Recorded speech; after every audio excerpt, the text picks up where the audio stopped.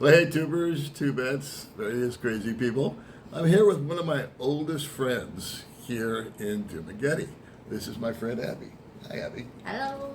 So, Abby is actually the girl that's responsible for introducing me to Baby Mae. That's true, right? Yeah. Now, the only thing I'm worried about is that Baby Mae is going to find out that you and I are here in a hotel room by ourselves.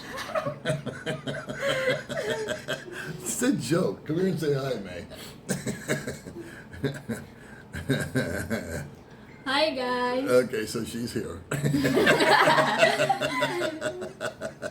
Anyway, we're kind of doing a pre-celebration of Baby Mae's birthday this week. And it's actually next week, but this weekend worked out best for us. And Abby, being one of Mae's best friends and being the young lady that introduced us, we wanted to make sure she joined us, came by, had a little lunch, piece of cake, and all that kind of stuff, and maybe get caught up on her life. And so you have had a very interesting 2 years since I met you. Right? Yeah. Paul knows pretty much. I know pretty much. The good, the bad, and the ugly. I'm sure you saw the worst one. Yeah, the good news is it's in your past, okay? It's over with. And right now, the reason I want you guys to meet little Abby here is that she works in a call center right now. And can you kind of tell the folks what it means to work in a call center?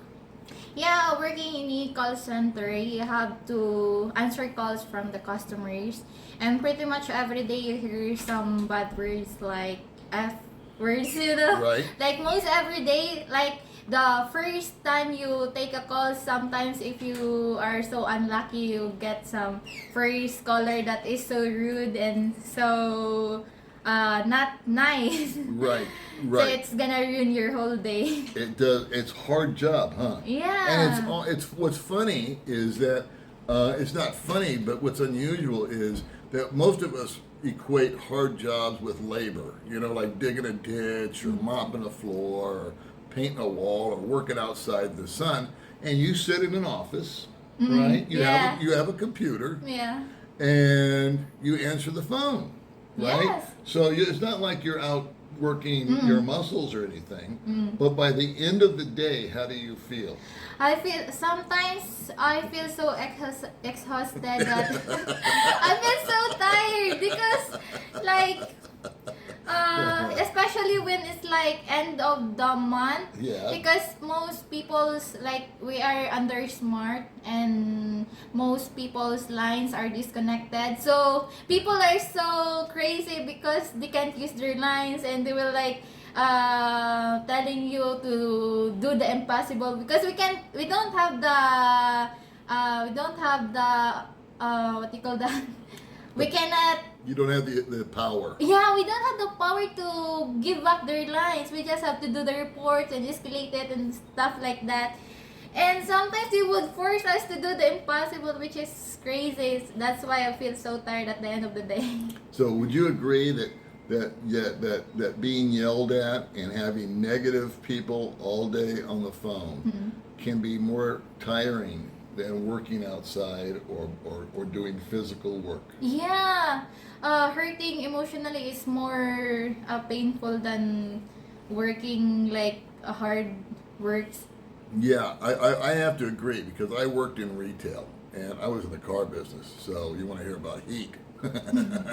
But not taken away from her. The only thing that this woman ever is guilty of is answering the phone. And that's what always has confused me about screamers on the telephone. And they yell at the first person they get a hold of as if they own the place. Now, for those of you that may not understand because you're not living out here, SMART is a telecom. It's a telephone system. I have Globe, and SMART is the competition to Globe. Yeah. And there's pretty much just two, right? Okay. So we were chatting earlier, and prior to working here at the, well, let's back up a little bit. I'll jump forward into the fact that you make 11,000 pesos per month Yeah. working at the call center. You also get a 1,000 peso rice allowance. Is that Yeah. correct? Yeah, it's because Okay. of ECQ. Because of ECQ. Okay. They get extra. And you work, again, an 8-hour day, 5 days a week, and you get a 1-hour lunch break. Yeah. Is that correct? Okay. So that sounds like what we called back home the old 9 to 5. Now, tonight, you're going to be working a nighttime shift. Yeah. You're going to go at 8 o'clock tonight, and you'll work, what is that, till 12, till 4 in the morning? Something 5 like a.m. that? 5 a.m.? Yeah. Okay, yeah, that's right, because you get the extra hour. So you'll get home at 5 o'clock, and then you have to go right back to work, or do they give you a rest period in between, or how does that work? It's like I'll work tonight and then come home by 5 a.m. and then I'll work again tomorrow at night. Okay, all right. So you have a set schedule, Yeah. and so are you always on nights, or do you sometimes work days and Yeah, I sometimes work days and night shift. It depends on the schedule. They give us the schedule ahead. And then prior to this, you said that you were working for a guy that only paid you 150 pesos a day. Yeah, that's And crazy. you were renting from him, right? Yeah, what's And that? so kind of explain to folks about that situation. What was the deal? You were working as a bookkeeper. Yeah. Because you have a degree, right? Yeah. Okay, so you graduated college, and I remember when you were going to college. How that's how long I've known you, and I congratulate you for sticking to it. I know it was hard. Yeah. But she got her degree. God bless her. And so, but what her degree got her was a job working as a bookkeeper, and the guy was paying you. The minimum wage, I think, is 337 pesos a day, and he was paying them 150 pesos a day because he could get away with it because of ECQ. Yeah. Nobody else could get a job, and people couldn't travel, so he was exploiting you, I think is the word. Was he a Filipino? Yeah, he's a Filipino. He's a Filipino. And every day you said he did something. What did he do? He yelled at you or something? Yeah, because sometimes he would like tell us that we are stupid and we're not doing this right, and I think I got annoyed with him, and then I was telling him that you shouldn't have hired the stupid employees because if it weren't for us, you wouldn't even earn a profit because we're doing all the works, and he's just there like sitting and directing us, and it's just so annoying because we always like finish the works. For example, we are processing a business permit and we finish that business permit in like a week, and he earned like a lot, seriously, and we only paid like a little 150. Right. So there is no union out here. There is, that I know of. There is no place for these women or men to go to complain that I know of. Maybe there is. Is there? I mean, is there anybody that you can like report that guy to? Yeah, there is in Dolly, Department of Labor and Employment. And did anybody ever think of doing that, or? Oh no, because I don't think it would be like they're gonna resolve it. Or You don't something. think they're going to resolve the Yeah. issue? Okay. You're just gonna complain and nothing will happen. So what happened was, I'll jump forward a little bit. That was prior. Right now, you're working at the call center. Before you worked for this guy doing bookkeeping, and you quit because he kicked you out of the apartment. Yeah, I was like, you know what? I cannot work here because your pay is not enough to sustain me every day and paying the rent also. And he was like, if you're gonna resign, then you have to move out from my place. I was like, okay, I have to move out and find a better job. Because seriously, that's like so little. So you found a little place to live, you told me, and you sold fruit on the side of the road. Was that it? Yeah, it Or was. snacks or something like that? Yeah, after I resigned there, because I applied like a different call center, and that time they weren't like calling me. So I have a little savings that time, and I sell snacks on the streets. Uh-huh. That helps me to survive also. And how long did you do that? Probably like 2 months. 2 months? And then after the 2 months, did you then get the job at the call Mm, center? I Okay. got a job. God, Thank God you. bless you. But that's not good enough for you. You want to go to where? Hong Kong. Hong Kong. I want to go to Hong Kong. Because in Hong Kong, I think you're going to apply through an agency to work as a nanny. Is that correct? Yeah. I was applying for a nanny or a caregiver. Okay. Now, do you think that'll happen anytime soon, or is the ECQ and the COVID, is that kind of stopping that from happening?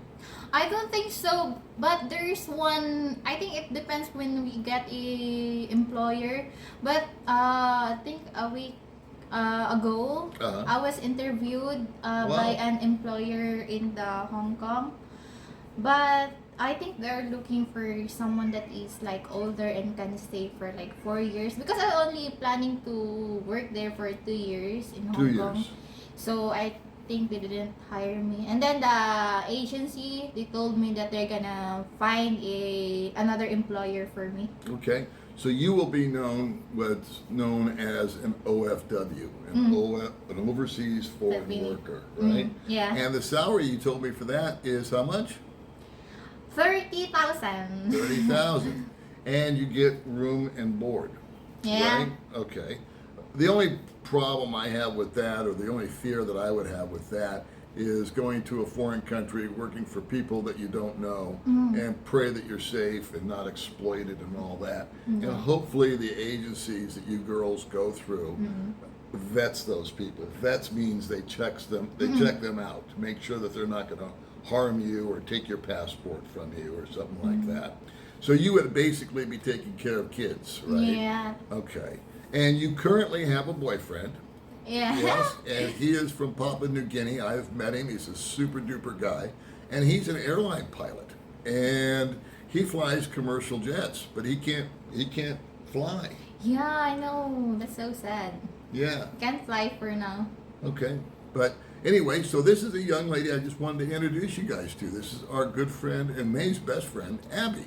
And I think that if what I pulled out of this whole thing came out of nowhere was that she just finished saying that she was earning 150 pesos a day from a guy. She got kicked out and started her own little snack business from savings. I don't know if you guys picked up on that, but even though you were making so little money, you still managed to save some money. Is that correct? Yeah, that was previously, like, I was like doing the 150 job, Yeah. and I managed to have I'm still doing a massage. Uh-huh. So that helps me also, because the 150, it seriously cannot sustain me, so I have to find another way. So I'm doing massage. So I'll post on Facebook. I have a dummy account for the massage. So I'll post there like who wants a massage, and some people would message me that they want to massage. So I'll do it at night. Uh-huh. Uh-huh. So also that time when I resigned from that job, I also like doing the massage thing. Ah, okay. And how much would you make during the massage? Because of the SEQ, I charge only 200. See? Again, small. But you and May graduated from massage school together. Yeah, That's we where you did. met, right? Yeah. And May gave one massage and quit. Because she found you, obviously. She's gonna massage you only. Well, Abby, I want to thank you for coming on the little channel. And I think that your future looks very bright. And if anything, maybe people can watching this is not all young ladies are chasing some foreigner to take them off. They're willing to work on their own. They're willing to be independent. Still very feminine, still very funny, still very affectionate, still very nice, and just a great girl altogether. I think Abby represents some of the best of the Filipinas here in the Philippines. So I want to thank you for coming on the channel. Thank you. It's so nice to see you. So thank you for coming by to help us celebrate May's Day. Yeah, thank you for inviting me. Okay, and we'll have some. Maybe you and me will have a beer later. How's that sound? Okay. All right, kids. We'll talk to you later. Say goodbye, Abby. Bye.